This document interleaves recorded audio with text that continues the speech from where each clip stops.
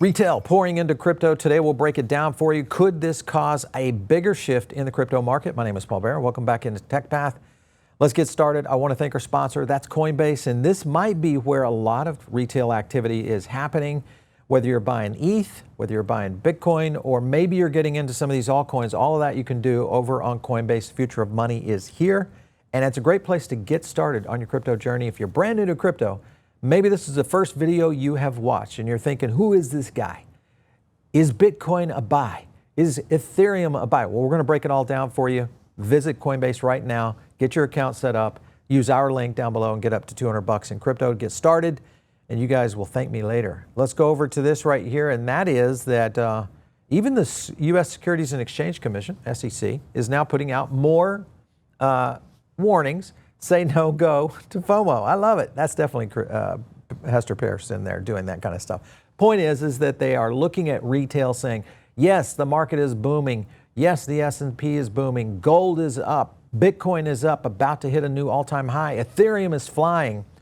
Don't FOMO. Well, you know, this is where I look at no pain, no gain. But you look at the markets, you make your own decision.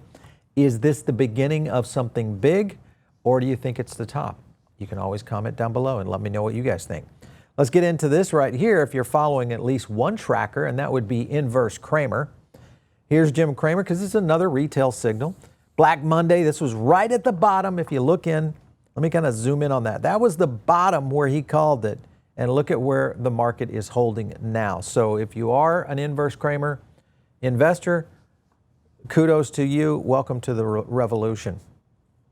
Another thing you got to look at here is trend lines. And I want to show you something here because this is looking at the 5-year. This goes all the way back into 2021, which is when we saw Bitcoin hit its last bull run high, not its all-time high, but its bull run high of 2021. And if you'll notice the other tokens that were in there, XRP, Ethereum, and Solana. All right, XRP was the red one. And then Ethereum was the gold one. So it was mostly an ETH and Bitcoin run when you were making all that bank back in 2021, where many of you guys missed that bull run and were going, I'm not going to do it again. Well, if you're following this bull run, you got to look at this right here. That's right. XRP has all of a sudden become the #2 token of interest by retail right now. So that says a lot about where the market is heading. It also says a lot about pent-up demand around digital assets in general in the United States, because that's one of the reasons that I think we're going to continue to see these kind of issues moving forward in terms of growth in the market. Decoupling, again, is a good example. Bitcoin retains its gains as gold is hitting a little bit of a monthly low. Gold and Bitcoin operate almost in tandem but opposite. And usually Bitcoin is, at least if you look at the comparison over the past, trailing just slightly. Gold, of course, down over the last few days. So will that be the situation that, you know, kind of dictates out with the next few months? We'll see. But gold, of course, fell down to around 31.85. I don't know if it's going to go under 3,000 again. It might. But gold has still outperformed Bitcoin so far this year. But hey, guys, it's only May. So get ready. Other things I want to hit on right here. If you're longing gold, it is by far the most crowded trade right now. So this is not, I think, the way to go if you're going to be contrarian. And if you're looking at the market, remember, early into something is where profits and millionaires are made. But that's the riskiest part. And that's kind of digital assets as a whole. I want to go to this next clip because this is getting into where maybe retail is front-running institutions again. Take a look. Robinhood recently saw its biggest week of the overnight trading ever, and users are buying the dip in some of the biggest, hardest hit names by tariffs. Yeah, we just got a fresh look at our April metrics, so we saw, what our customers have been doing throughout the month of April. Strongest sign was that it was one of the best months we've ever had for deposits, so they're bringing in fresh powder to take advantage of the opportunities that they saw with some of this tariff news. And as you said, some of the most depressed names, or the ones that were hardest hit, the Apple, the Amazon, and NVIDIA, all the ones that really were quite depressed, is where we saw some pretty strong buying. I just think what people really want to do is be able to act on opportunities when the news hits. And the news hits on Sunday night regarding the tariffs, and they didn't want to wait till Monday morning to take an action or to protect themselves or grab an opportunity. And so, Sunday nights have been some of the biggest nights that we have in our overnight trading. It's either earnings events or something that's episodic like announcements, or Sunday nights, because you're bunching up a couple days of news. And in today's cycle, that could be quite a bit of news. And then, you get people that are acting upon that as quickly as possible. And you've seen all the exchanges, everybody. We're going to be full cycle here in the next couple of years, without a doubt. I think he is right. Full cycle, 365, 7 days a week. Trading. This will move markets at a lightning pace. Now, you guys are in crypto. You already recognize this. You're kind of accustomed to this kind of capability, and it really is what makes the difference between a winner and a loser in terms of investment. So you look at that, and you look at some of the acquisitions that are taking place. WonderFi is one that's interesting to me because it's starting to put WonderFi and other exchange elements into the coffers of Robinhood, and how this is going to play out for crypto on Robinhood could be big. Take a look at this clip. I was one of the founding shareholders of WonderFi. My investment thesis was own all of the exchanges in North America, including Coinbase, including Robinhood, and including WonderFi. They're unifying a cross-border crypto just before the stablecoin. This is going to change the FX trading market forever. It's going to be much more efficient when you can just move from your Canadian account to your U.S. account back and forth at a fraction of the cost that banks charge you. I'm so excited about this. You're talking your own book. You're darn right I am. And on this one, I'm saying yippee-i-o-ki-yay, chihuahua caramba. This is a great deal. All right, so he's a little bit too excited, I think. But the point is this will really open up, I think, Robinhood's opportunity. Remember, if you look at their last Q1 earnings report, I won't say all, but a large percentage of their profitability that we saw not only last year, but this year, has come from crypto. And I think Vlad gets that, and the possibility is going to be huge, meaning he needs a lot more tokens, a lot more exposure to the crypto markets this time. And of course, WonderFi's acquisition is a good one. You also look at fund managers, because fund managers right now have kind of missed the boat here. They missed out on the recent stock surge, which is what we're seeing right now, and they reduced their equity exposure to the lowest levels in 2 years. Most of them got wrecked, of course, right there on that big red May 25th day. And the point that Tom Lee has said many times is that, yes, everybody is skittish in the market, but finally, he believes that now fund managers are in a position where they believe that this market is now coming back. Actually, some of the things that Trump has been pushing for, if tariffs are off the table, if that comes to reality, if we get a war off the table, get good negotiation deals like what we've seen coming out of Saudi, you get a stablecoin built, you kind of get the point that, yes, we could sidestep a recession, because that is really the next big issue, and that is they cannot afford. Let me kind of zoom in on that right there. U.S. government cannot afford a recession right now. Previous economic cycles, U.S. budget deficit widened by 4 on the GDP average during recessions. That would be a hard thing to overcome. And I still want to give you guys a little bit of warning here, even though, for my own portfolio, I'm looking at we're going to sidestep a recession. But you have to look at the consideration. One, of course, is, yes, declining inflation. Okay, I'm buying that, but I'm not necessarily buying that it is the end of inflation. I still feel that we are going to see some trailing impact from these tariffs. And I still am concerned about jobs, because anytime jobs are usually the last thing that are hit. It's the last thing that people and companies want to do is cut people. And that, I think, could start to formulate here in the next quarter. And if that does, the Fed's got a really tough thing ahead of them to ensure that we can kind of maintain one course on inflation and not get ourselves in a pickle with a recession coming in. So a lot definitely on the ball here right now. I want to go to a clip real quick, because this is where Kevin McCarthy talks about one of the critical things that I think will be, whether you agree with it or you don't agree with it, will be the catalyst for this next phase, and that is this tax bill. Take a look.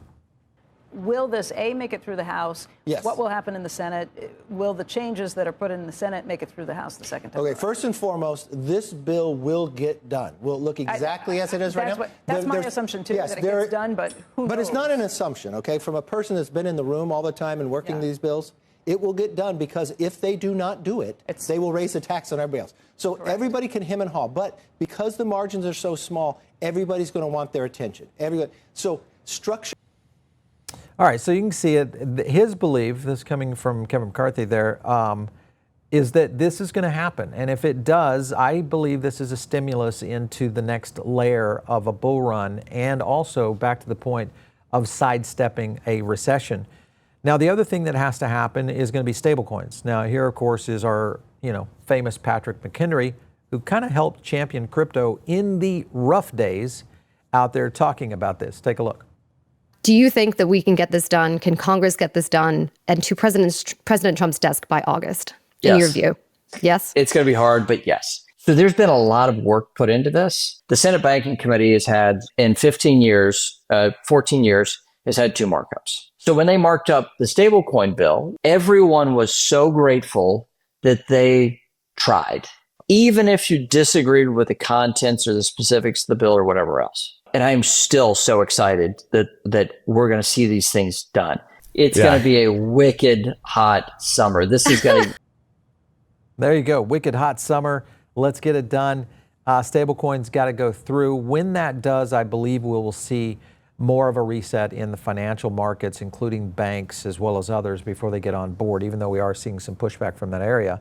Coinbase CEO has a strong message on the 401ks, and I think this is a very clear one in the sense that we are going to see Bitcoin on 401ks very soon. So he's talking also about the issue of being included in the S&P 500, meaning Coinbase made it into the S&P 500. By the way, they kicked out Discover Financial out of the S&P 500 to make that run.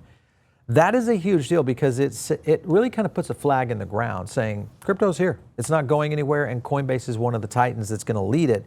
Further into this, he says, hey, all of this inclusion in the 401ks means we're going to see crypto become part of everybody's 401k. If that happens, you are not too early.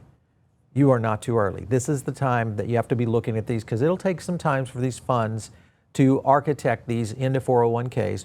But the fact that that could happen and move into what could be the next layer of the 12th sector out there in terms of crypto and digital assets, very good and very bullish for the industry as a whole. Now here's Matt Hogan talking about this because he hit on something that was kind of interesting. He was at a big advisory firm event, and one thing that he hit on first of all was this 5% concept.